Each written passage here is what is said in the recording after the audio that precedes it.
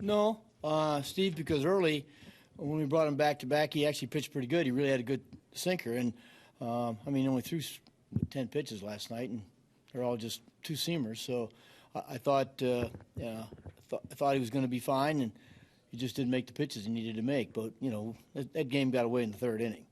That's where we had to score. So.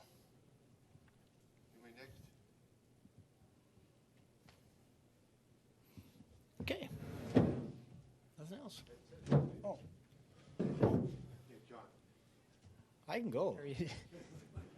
Is that sort of the nature of Cespedes? He's going to look bad at times, but he's also going to give you some huge hits, and his team probably needs that. Well, John, again, never haven't seen him play very much. I don't know, but I certainly would have lost a big bet that we wouldn't have scored a run that inning with those two guys coming up, especially against the left-handed pitcher. So, you once again you just got to accept the fact that it's baseball, and you tip your hat when the pitcher makes some pitches and gets your two of your big hitters out to hope to get a hit.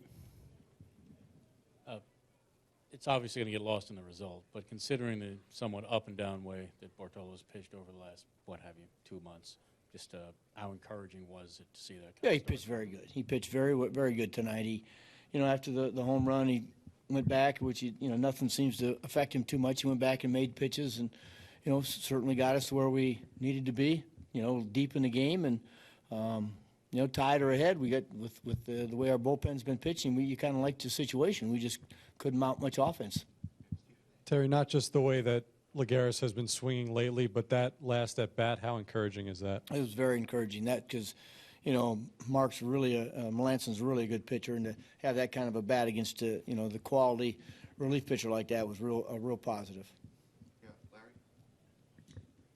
I'm wondering, did the booing of Parnell take you aback at all, or is that just part of it?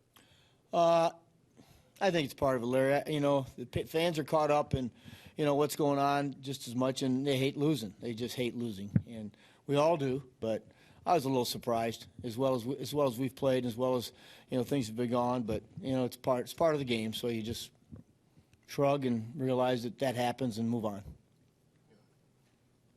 Sir Tony. Regardless of whether it's back-to-back nights or whatever it is, do you have to take a step back sometimes with a guy like Parnell and realize that it's still, whatever it is, 16 months from Tommy John, and there will be Sure, Tony. That's all being considered. But, the other last week in Tampa, he threw 97. And so what you're seeing is there's those days where, the arm's got it, and there's days that it doesn't. And, there's nothing that can signal when that might be. So, and Bobby, again, has pitched well enough. He's had, a couple of bad outings, but for the most part, he's pitched very, very good for us. Just for some reason, the NL Central teams this year have given you guys a little stroke. Is that just an anomaly in your mind, or is there something? No, they're pretty good.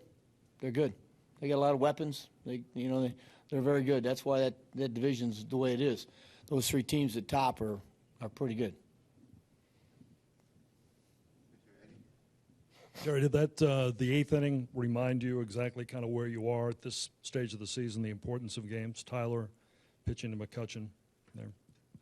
Yeah, that's big. That's what the big leagues are about. In the pennant races is, good pitching, trying to get good hitting out, and the crowd was into it, huge, and Tyler made a great pitch, but it was, again, outside of the 10th inning, it was a good ball game. That was a very, very good ball game, and we made a run at him in the bottom of the 10th. But you look up, and I thought Grant hit his ball better than that. I actually thought it was going to get over his head, but it didn't.